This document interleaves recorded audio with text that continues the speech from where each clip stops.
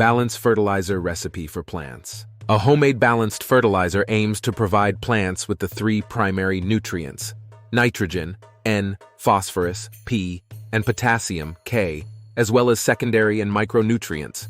Here's a general recipe for a balanced homemade fertilizer. Homemade balanced fertilizer recipe. 1. Compost or well-decomposed manure. Acts as a slow-release source of all major nutrients. Improves soil structure, water retention, and microbial activity. Coffee grounds. Source of nitrogen. Can be sprinkled on the soil surface or mixed into the soil. 3. Banana peels. High in potassium.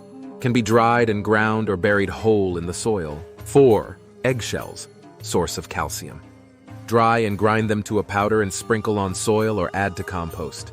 5. Epsom salt. Provides magnesium and sulfur. Mix 1-2 tablespoons per gallon of water and water plants with this solution once a month.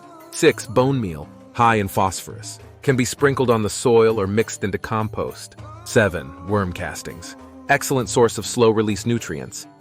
Can be mixed into soil or used as a top dressing.